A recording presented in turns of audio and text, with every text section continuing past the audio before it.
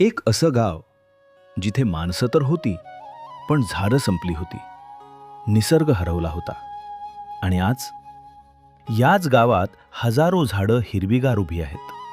ही गोष्ट आहे संगमनेर तालुक्यातील सोनेवाडी गावाची. 7-8 वर्षापूर्वी तुम्ही आता हे सर्व जे बघताय ना, पूर्ण ओसाड पडलेले होते. इथे काही नव्हतं, झाडं वगैरे काही नव्हतं. एक सुद्धा पक्षी नव्हता. आमच्या सोनेवाडी गाव खूप सुंदर आहे. आमच्या गावात खूप झाडे व पक्षी आहेत.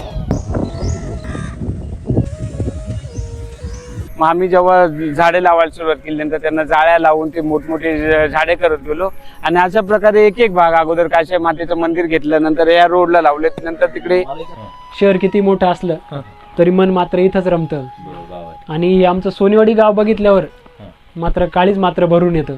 साधं आम्ही रोपं लावली, आधी 5-10 रोपं लावली, ती जगली. आम्हाला आनंद वाटला. प्रत्येकाच्या घरापुढे एक या संकल्पनेतून एक जाणीव, घर तिथं झाड आहे ना, या संकल्पनेतून खूप लोकांनी स्वतःहून बदल करून घेतला. आता इथं काशाई मंदिर पहिली एक पण सर झाड नव्हतं. आज बघ, हो या मंदिरामध्ये हो इथं काहीच नव्हतं.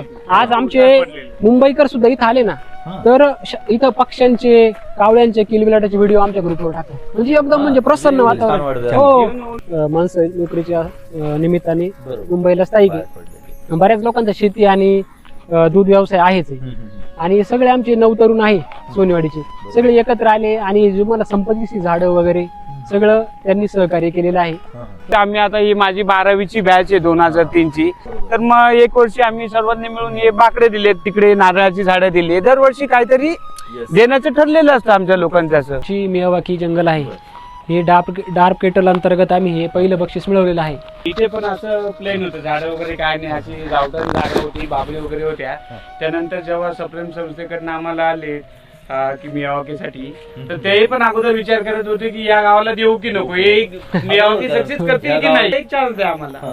मग त्यानंतर त्यांनी विश्वास ठेवला आणि आम्ही चालू केलं. मग सर्व गावकरी, म्हणजे ग्रामपंचायत असेल, ग्रामपंचायत बॉडी असेल, सर्व गावकऱ्यांनी मिळून इंटरेस्ट घेतला. सर्वांचा सहभाग त्याच्यामध्ये आहेच आहे की वर काम चालू केलं. तर मग प्रॉपर पद्धतीने जे ज्या गोष्टी गरजेच्या आहेत ते सर्व करत गेलो. शेणखत झालं, इथे बघू शकता पाण्याची सोय केलेली पक्ष्यांसाठी, तिथे खाद्याची सोय केलेली, झाडांना नावं दिलेली, प्रत्येक गोष्ट आम्ही करत गेलेलो. जे होतं त्यांनी तर आम्हाला सांगितलं होतं की एका वर्षामध्ये झाडांची 12 ते 13 फूट वाढ होते म्हणून. पण तुम्ही आता जर बघितलं तर तुम्हीच सांगा की किती फूट वाढले ते एक वर्षासाठी. किती वर्ष झाले?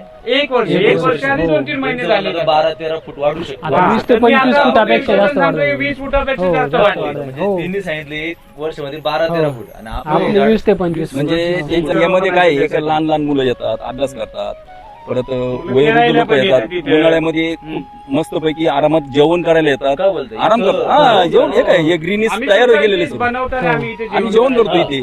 तुम्ही बघू शकता ना, बिब्याचे झाड आहे इथे, हिरडा, इथे आपटा, हे बघा, हे तामन आहे, हे बघा आपटा. म्हणजे परत इथे झालं, हे बघा, इथून बघू शकता भोकर आहे. भोकर. हे हे अशा तामन आहे, परत लिंबू आहे, परत पिंपळ आहे, वड आहे, लिंब आहे. आणि याला जे रासायनिक खत वापरले का सेंद्रिय? नाही, पूर्ण टोटल सेंद्रिय. पूर्ण शेणखत टाकलेलं आहे आणि जीवामृत वर्कर आहे. हा, ग्रामपंचायतच्या अंतर्गत 4-5 जण कामाला आहे, हो. त्यांचं उदरनिर्वाह चालतो. सोन्यासारखं या सगळ्या गोष्टी हा. केलेल्या आणि जो सोन्याचा प्रपंच म्हणतात त्या पद्धतीनं. म्हणजे आता हे सगळे झाडं कसले? चिंच आहे ना, ही चिंचेच झाड आहे आंबट चिंच, पूर्णपणे. पूर्ण आंबट चिंचांचं. तुम्ही परत येणार 2-3 वर्षांनी, या चिंचा अशा घुसलेल्या असतील ना, हा. तुम्ही म्हणजे विचार ते नाही करू डायरेक्ट शकत. जंगल जसं ते आपण म्हणजे वरती Amazon छत्री जंगल. टाईप, हा. खालून माणसं फिरू शकता. पाऊस नॉर्मल असा पाऊस पडला तर पाणी पण खाली येणार पाणी नाही. सुद्धा येणार नाही. एवढं घनदाट दाट जेवण आहे. आणि आम्हाला याच्या खाली असे कोपी टाईप बनवायचे मुलांना अभ्यासासाठी, लहान मुलांना. काय बोलतो म्हणजे संकल्पना. ती- काय भारी असं की ज्या झाडं वाढतील, एकमेकात घुसतील, ते फांद्यात फांद्या, आमची मग ती दाटी होईल. मी सोनेवाडी गावचा उपसरपंच विनायक निवृत्ती गोमासे. आम्ही सर्व गावकऱ्यांनी मिळून ही झाडे लावलेली आहे. तुम्ही बघू शकता जवळजवळ 20,000 खड्डे 14 ट्रीज या संस्थेमार्फत घेण्यात आलेले आहे. आणि या 20,000 खड्ड्यामध्ये 20,000 झाडे हे टप्प्याटप्प्याने लावले जाणार आहेत.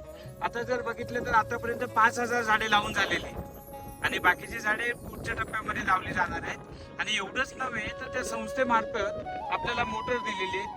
3 मोठमोठ्या विहिरी खोदून दिलेल्या आहेत आणि आता तुम्ही सुद्धा बघितलंय त्या विहिरी फुल भरलेल्या आहेत पाण्याने, जेणेकरून उन्हाळ्यामध्ये त्या पाण्याचा उपयोग आपल्याला या झाडांसाठी होणार आहे.